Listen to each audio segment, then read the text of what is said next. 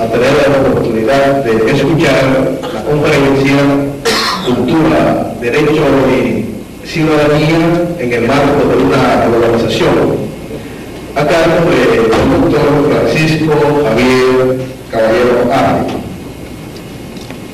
Francisco Javier Caballero Ávila nació en Usuí, Navarra, el 8 de enero de 1947. Inició sus estudios de Derecho en la Universidad de Deusto en Bilbao y por razones laborales le obligaron a trasladar su domicilio. Hicieron que finalizase sus estudios en la Facultad de Derecho de la Universidad del País Vasco,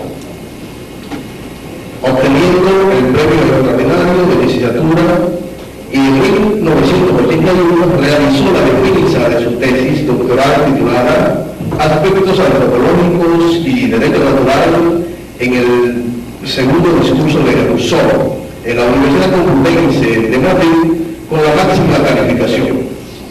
Desde 1978 ejerce su docencia en la materia de Filosofía del Derecho en la Universidad del País Vasco, habiendo obtenido la cátedra de dicha materia en 1993.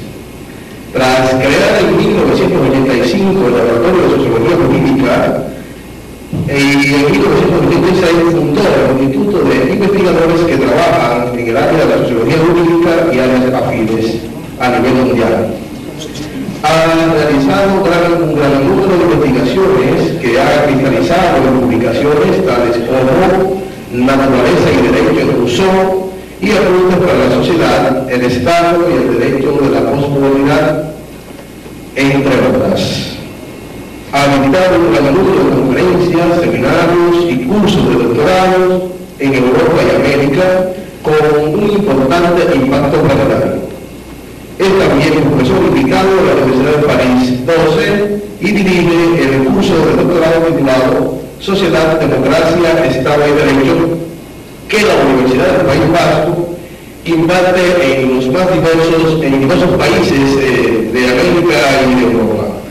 En particular, ese doctorado se está impartiendo en la actualidad en la Universidad Autónoma de Santo Domingo bajo un acuerdo de esta institución con la Universidad del País Vasco. Sin más, le damos la oportunidad al doctor Caballero para que nos hable de su conferencia magistral titulada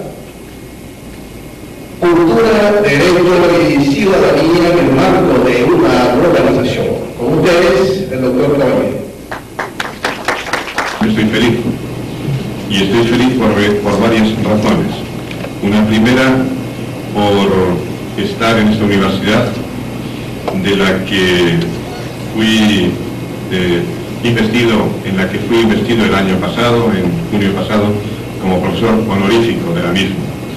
Y en segundo lugar, por haber tenido la oportunidad esta mañana de haber escuchado varias ponencias, varias intervenciones y haber recibido ciertamente un torrente de ideas.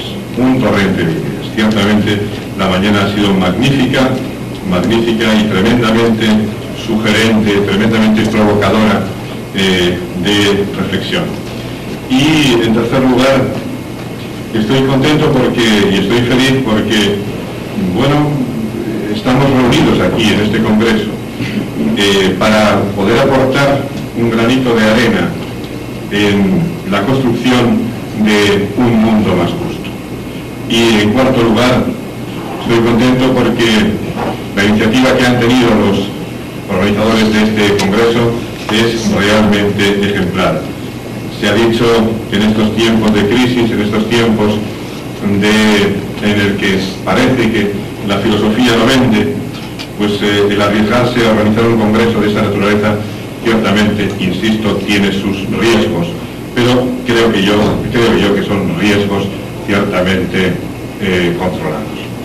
De cualquier manera, comenzaré con mi intervención.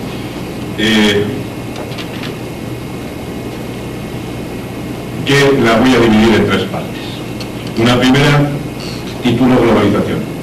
Una segunda, título derecho. Y una tercera, título de ciudadanía. La primera parte, globalización, empezaré diciendo que desde que Henri Levy anunciase la muerte de Dios, Francis Fukuyama proclamase el fin de la historia, Paul Virilio evidenciase el fin de la geografía, Samuel Huntington hablase y vaticinase el choque de civilizaciones, el futuro del sistema mundo, utilizando el concepto de Immanuel Wallerstein, como equivalente a sistema mundial, a economía mundo, a capitalismo histórico, que supone por tanto el futuro de la civilización capitalista, está siendo objeto de múltiples especulaciones.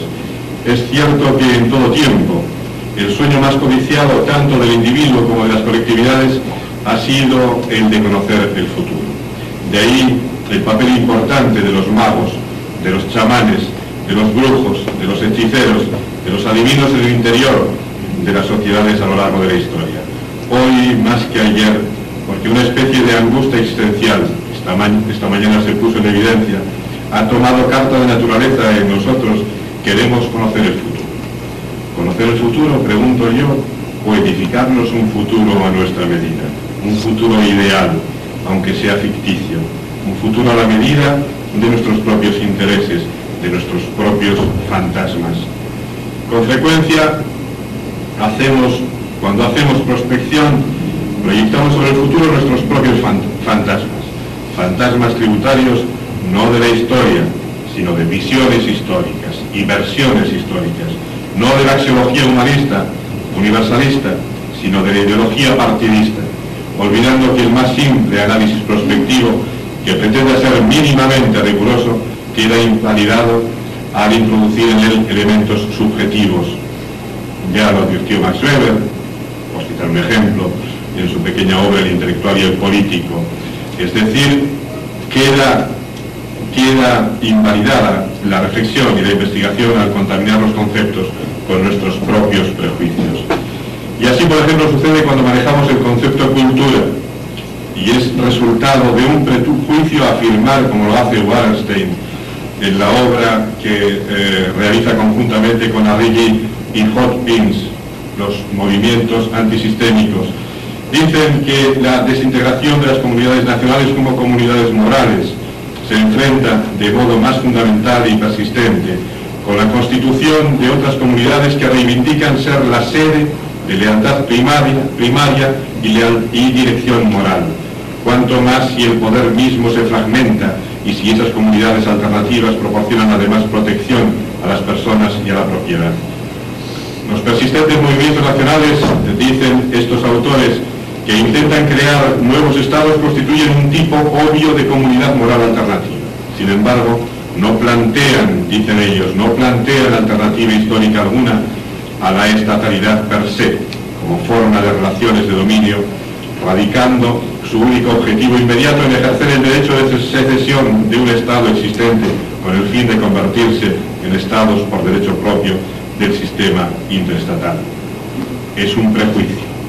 Es un prejuicio lo que Wallerstein afirma. Y es un prejuicio porque, ¿por qué no ver en las aspiraciones de estas comunidades autónomas alternativas, lejos del tópico manido de la secesión de un Estado, la búsqueda de un nuevo paradigma? Por ejemplo, ¿no es suficiente alternativa histórica aspirar a la instauración definitiva del verdadero, subrayo verdadero modelo democrático?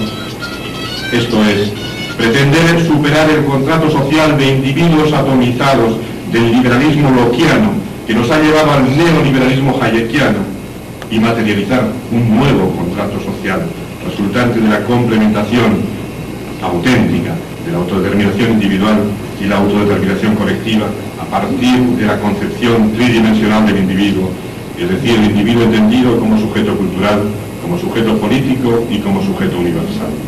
Con frecuencia, ante la evidencia del actual resurgimiento de las culturas, el fenómeno suele ser objeto de satanización, atribuyéndole la responsabilidad de todo tipo de maldades, de todo tipo de crueldades, de todo tipo de despropósitos que han ocurrido en la humanidad a partir de la identificación cultura, raza, xenofobia y también de los que están por ocurrir.